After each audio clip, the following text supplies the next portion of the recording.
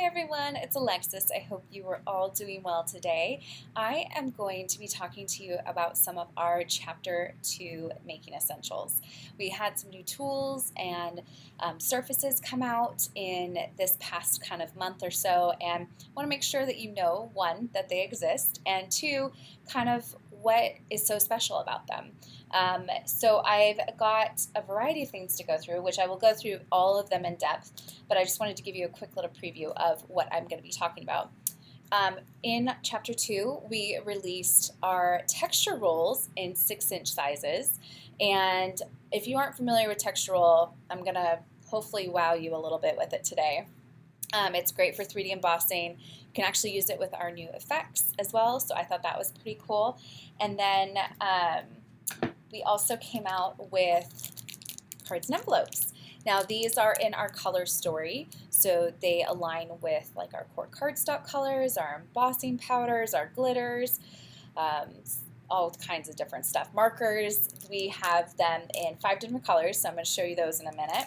And then for tools, we came out with scissors. So we've got 2 different sizes of scissors. These are fantastic scissors. I'm going to show you all the different surfaces that they can cut through with ease, and we will have a lot of fun. But I'm going to switch to an overhead camera so that you can see everything up close and in person, and yeah, just give me 1 second. Let me switch. So first thing up in our Chapter 2 release for new Making Essentials is this new collection of cards and envelopes that is new to our Surfaces range. As you can see, there's 5 different colors. These are sized A6, so the cards measure about 4 1/8 by 5 7/8 of an inch. They're really nice weight cardstock. So the cards themselves are 111 pounds or 300 GSM in paper weight, and the envelopes are 31 pounds or 120 GSM and paperweight. So these are really, really sturdy card panels, which I was pleasantly surprised by, because sometimes I think when you get card packs, the actual cardstock to make your card is a little flimsy, but these are really nice quality and great, strong, durable paperweight. They do coordinate with our color story, so like we've talked about before, with our color story, we have our core cardstock colors. There's 20 of them. And then we also have our additional metallics and our festive range. So we're ever expanding our color range. But these all coordinate so that you've got lavender dust, mint julep, we've got ballet slipper, and primrose, and arctic sky. And if you are familiar with our products, you know that we have lots of coordinating products for those specific colors, whether it is felt, or cardstock, or glitter, embossing powders, sequins, and beads. All of these you can make into a really nice kind of arrangement with other things that already exist in our product line. So they're great for year-round making. I was actually thinking, you know, you could use these for the holidays, like winter and Christmas. You can use these for spring. You can even change some of these up and use them for fall or winter. So I do think that there's versatility with these card packs, and it's really nice to kind of see them come out. I do want to point out there are 2 products that could potentially work with these, and one of them is this Chapter die set called Delicate Envelope Liners. Sorry, there's a little bit of a glare. I'm trying to avoid that. So we do create envelope liners. Now granted, these envelope liners are not necessarily sized for these cards. However, and I'll show you in a little bit, the small one does fit in here.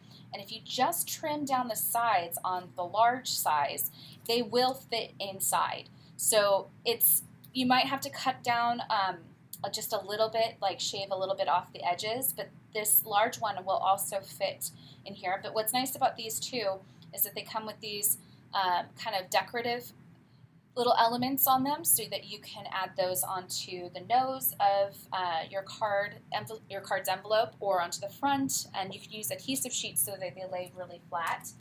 There is also seals, like die-cut seals, that you can use to put on the nose. Those also came out in Chapter 2. So there is definitely some coordinating products and things that will work with these, and I'm going to do a project later using these, but I love how, look how cute that is even. I love that colorway. A rainbow always sings to my heart. So I'm going to get these out of the way and bring in our next product that we released. So if you're familiar with our making tools, you will see that we came out with 2 pairs of scissors. Now, I'm sure you're all thinking, I have scissors. I've got tons of scissors. But you don't have these beautiful ones. And there are 2 sizes we came out with. There's the 6-inch scissor and the 8-inch scissor. They're made from stainless steel blades, and they have a titanium coating for precision cutting. So if you don't know about titanium coating, what is great about that is that it helps protect your blades from any adhesive left behind with whether it be glue or foam tape or whatever it might be. It keeps your blades from getting super sticky.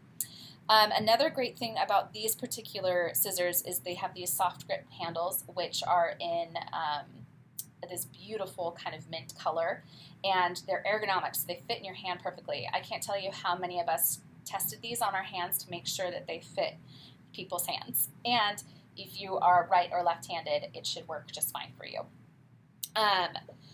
What I do want to point out is that these will cut through so many amazing surfaces. And I've got a few right here off to the side. So obviously, they're going to cut very nice and smooth through cardstock. Just put that off to the side. This is my favorite. They cut through felt like butter. Look how amazing that is. I know you know how some scissors out there struggle with felt big time. Then we have our sculpting foam or craft foam. They will work with that. But this is the really cool one. So this is some of our mat board. I've also got some of our mixed media board here, and I'll show you on both of those. Look how easily it cuts through there.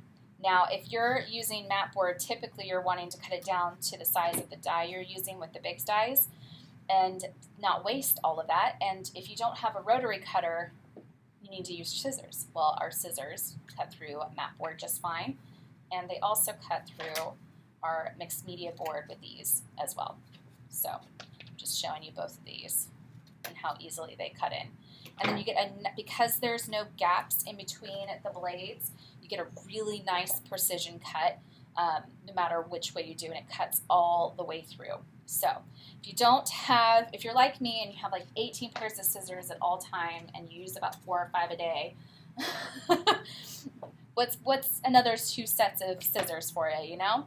I've really enjoyed using these the last few months, and they're great multi-purpose scissors, but I just love that they don't really get kind of gunked up by adhesive. I think that's a big up plus for me, if you will. So the next thing I want to show you that we've come out with before I go into a make is if you're familiar with our texture rolls, you know that they initially came in 12-inch by 48-inch packs. And now we've got they're like little mini ones. So they come in 6-inch size now.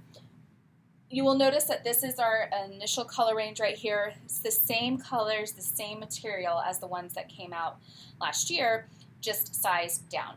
And there is a reason that we sized them down. We know that when you're making bigger journals and things like that, the 12-inch size you absolutely want to use. It just works really nice and covers a larger surface area.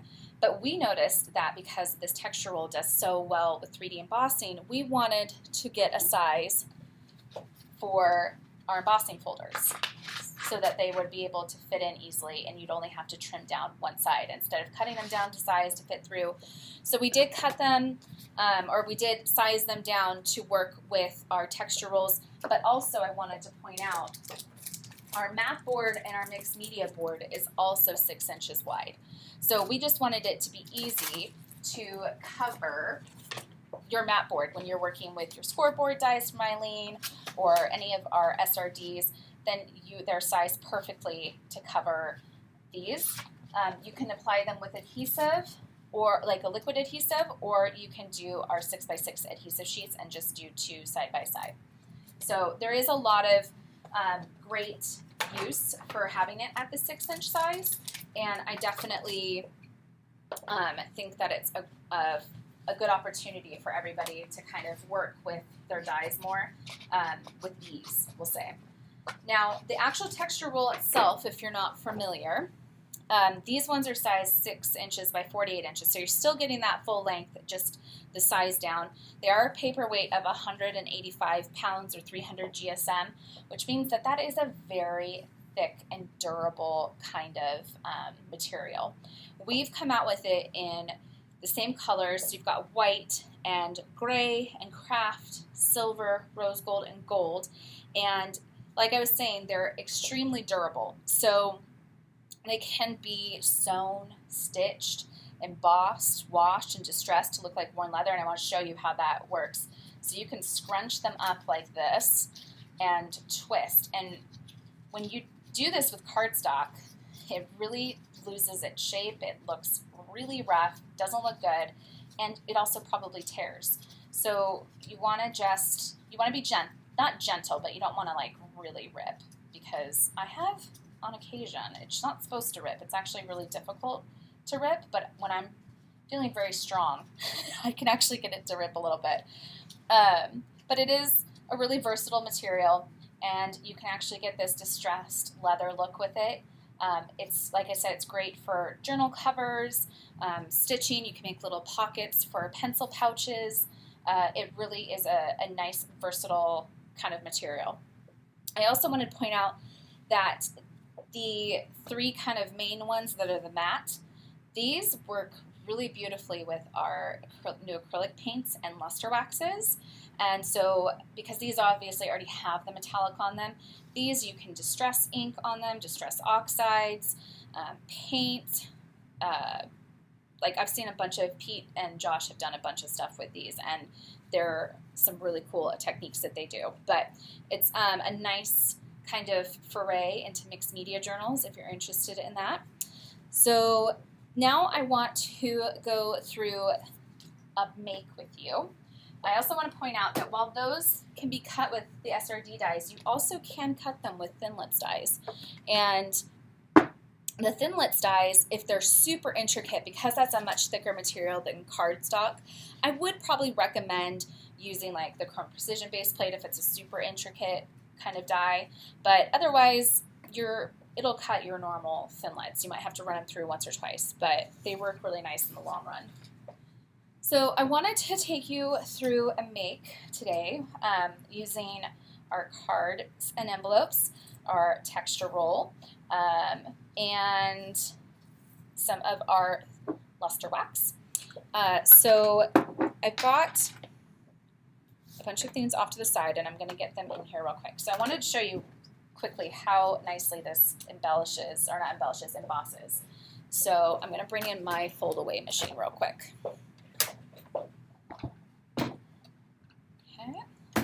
So obviously when you're 3D embossing, you want to follow the instructions on your platform, and I've got mine set to the 3D textured impressions.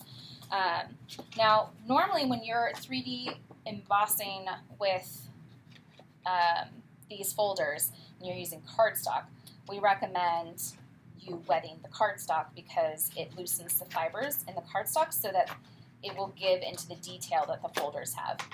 You don't have to do that with texture roll, which is kind of nice. You can if you want to. Obviously with the metallics you want to wet the back side, which is the matte side, but I have actually found that it works really nice without it. So I'm going to put that in there, and I'm going to get one of my cutting pads, and because it is 3D, we say 3D 3 times, and I'm just going to get that rolling in there. Whoops. Slippery.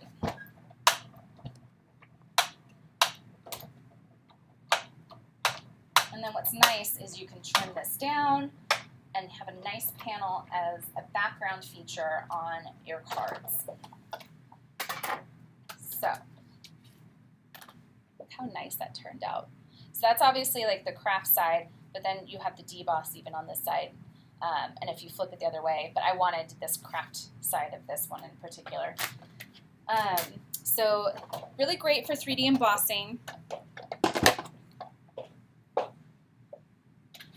And it just gives that extra little texture on the back of your cards. So I've already pre-cut a panel down so I can work with this, and I wanted to show you how well that these designs work with our new luster waxes. And And I'm just looking for, there it is. I was looking for my piece of paper so I can actually use the luster waxes on top because they can get a little messy.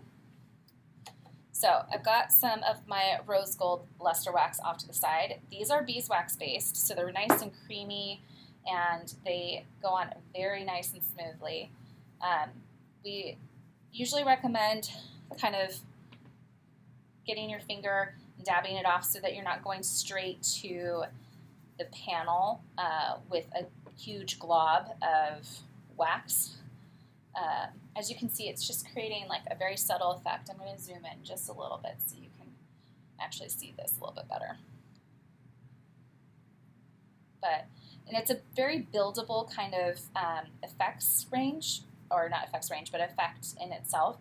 So you just can kind of go through and gently, with your finger or with a foam sponge or whatever, however you like to apply a wax, and just add the little details first and then be able to go back and keep adding onto it and build up that color. I like how the rose gold sits on the craft because it's not this overpowering effect. It adds just a really nice little glossy effect almost, and creates like a tonal shadow, if you will. But like I said, it is buildable, so I can go back in and I can like keep focusing my fingers on certain areas and building up that color. I didn't want my background to be overpowering with the flower I'm going to use, so I chose to use the backside of this one, which is the craft color, but I had my silver already open, so I was just going to use the silver and the backside of the silver to show you. So as you can see, creates a really nice kind of sheen on the top of your texture roll, and it takes in the color really well. And if you aren't familiar with our luster waxes, the easiest way to get them off your fingers, antibacterials. Anything with antibacterial alcohol in it will take that right off your hand if you want easy cleanup. So I am going to move this off to the side, let it kind of sit and get dry a little bit. Luster waxes do take a little bit of time to like fully dry into a porous surface, but we're working in a shorter time frame right here. I'm going to zoom out now. There we go. So I'm using Tim Holtz's Brushstroke Flowers number 3. I've already pre-cut a bunch of the pieces, and I thought this paisley background was really nice to put a flower on top of, and then I'm going to put them on top of my new ballet slipper card base. So I've already pre-cut my pieces, and I'm just going to pull in some of my express glue and put my flower together while I'm letting the luster wax kind of sit into the texture roll. When you're using these kinds of dies, you can also use the adhesive sheets on the back, and they will allow quick and easy assembly. With these particular dies, you can see there is some embossed lines in there, and I'm following that as a guideline for where to put these layering elements on. But obviously with spring and summer, I wanted to pick some florals, but as we move into the rest of the year, you could change these out. I've actually got some other samples that I will show you momentarily of some other cards that I did using the other card colors. But I'm using our cherry blossom cardstock and our primrose for the detailed parts. This is Banana Blast for the flower center, and Caramel Toffee for the flower stamens.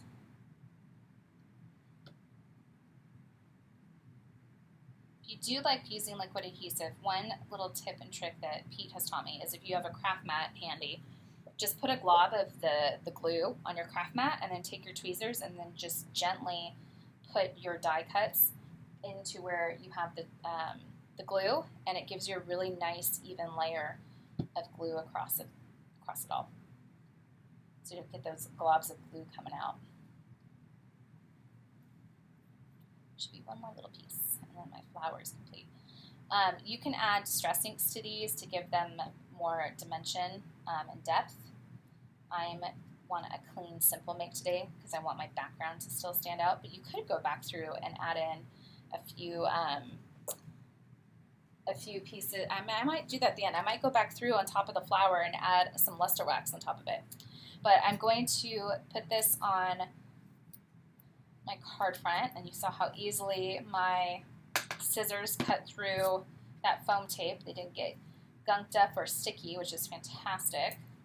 So I'm just going to add this onto the back so that it kind of pops off that 3D folder a little bit better.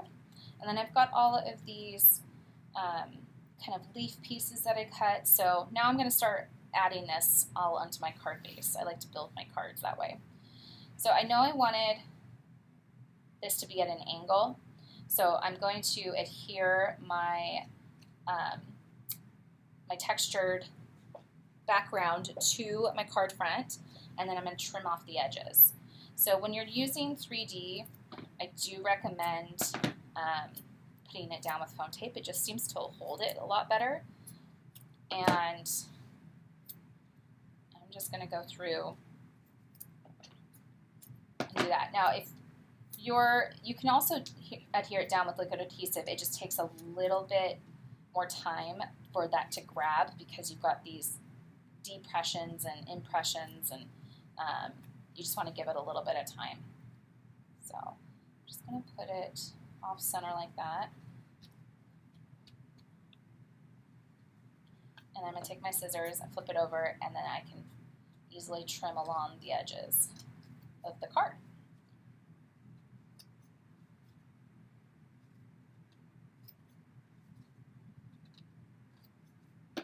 So there, I've got my little panel now ready to go, and now we'll start adding all the other elements. So the reason I also wanted to make this flower dimensional, it's easier to stick things on top of a 3D folder with foam tape, I will say, but I also wanted to be able to tuck leaves underneath, and having just that little extra dimension allows you to tuck things easier.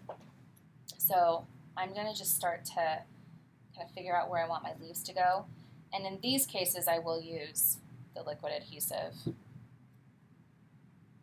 to tuck them in underneath. It went in easily last time. I don't know why it's not this time. That's weird. I feel like I'm going crazy. It slid right in last time and now it won't go back in. Okay, I think we're going to use a smaller little flower right there. Or you know what? I'm just going to trim off the tail. You're not going to see it anyway.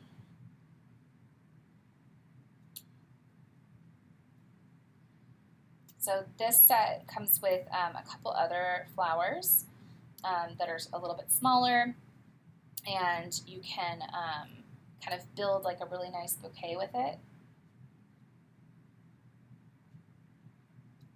And it's got these really nice little branch leaves right here, so you can add those in to create like some different kind of shapes.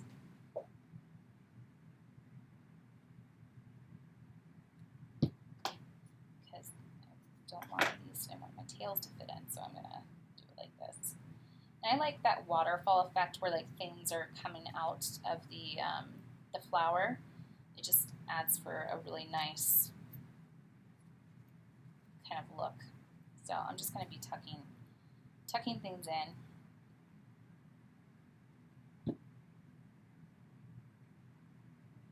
You could have some of the flowers come up and over. You could also do some paper sculpting if you wanted to give it a little more dimension.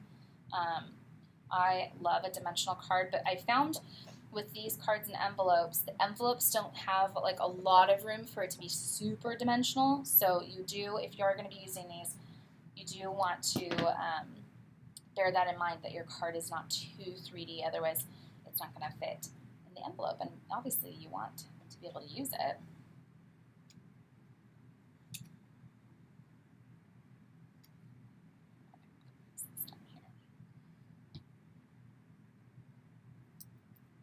Some of these I put adhesive sheets on the back already so that it would make it easier when I was putting the card together.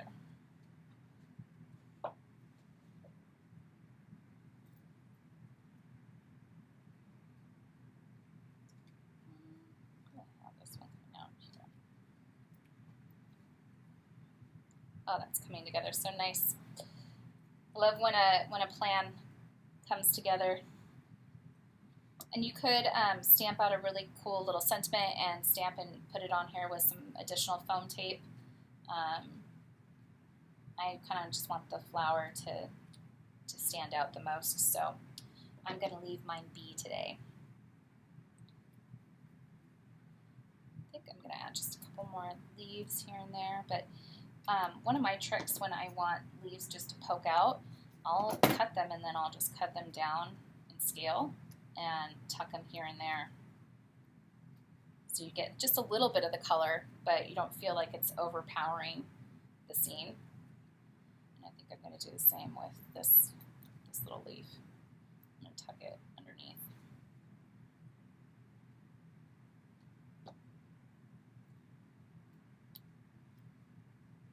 Okay, there you have it. And then I am going to pull in my envelope real quick so you can see how nicely they slide right on in.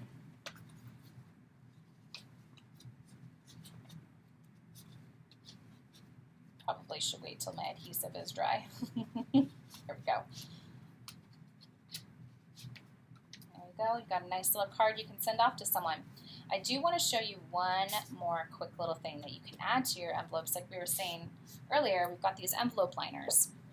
And they're not sized A6, they're sized either A2 or A7. However, I like finding ways to make other dyes work with my products. So I was determined to make these work. So I'm going to show you what I did. And you don't have to do it. It's just a suggestion. If you have these envelope liners or you're interested in them, that you can make them work for these A6 sizes. So we have these interchangeable pieces as part of these envelope liners. So you can actually get multiple styles of envelope, and they both work in the small and the large size. So I went with this more kind of botanical theme because I thought it would go well with my flower card.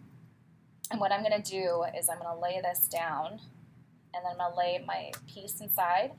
And because I don't want it to move while it's going through the machine, I am going to use some of my maker's tape to hold it in place. So our maker's tape comes in a 2-pack. It's a low tack, kind of washi almost, and it really is great for when you're working with dyes like this where they layer in, and it's going to hold your dye in place as it goes through the machine so it doesn't move around on you. So I'm just going to run that through real quick.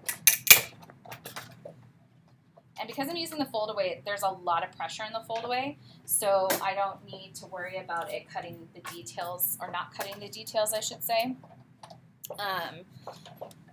And it cut out my envelope liner beautifully. I don't even have to clean it out that much. So there are these little score crease lines so you can fold it into the fold of your card. But these ones do fit, and then they line up with the line right there. So you could easily put those. I would only recommend maybe adding glue, a little bit of glue at the top, because you want it to have some give when you fold it. I don't know if I want to. I would normally probably use my scoring tool for this, but I'm just going to show you how it folds on that fold so that you can fold it in the envelope.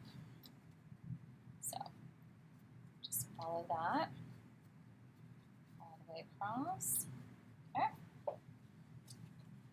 Just going to add in of glue.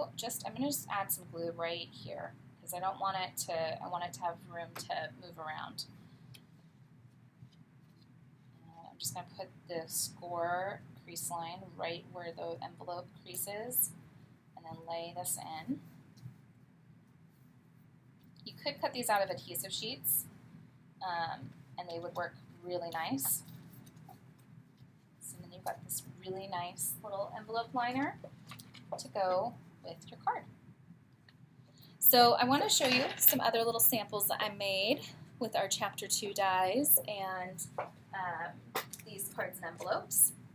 So the first one is this little thank you card I made. I did a diagonal with our assorted cardstock, and then I put it on top of this mint julep pack. And then I'm using the hand-drawn alphabet as for the alphabet right here. So you get a nice little alphabet with this. This is from Jenna Rushforth. She designed this, and this is actually a really nice, versatile alphabet. And I like that you can cut all of them at once if you want to, or you can just cut them down to size. I wanted to show another one using the luster wax. This is Tim Holtz's Flower Field die, and then the Hello Mouse stamp set. And as you can see, I added just a little bit of the rose gold onto that. But look how just like a simple die, one simple die, and how it makes the card already. So you don't need a lot to decorate a card. I think sometimes we get, as makers, we might get carried away a bit. And then I think my favorite set from Chapter 2 is the hot air balloon.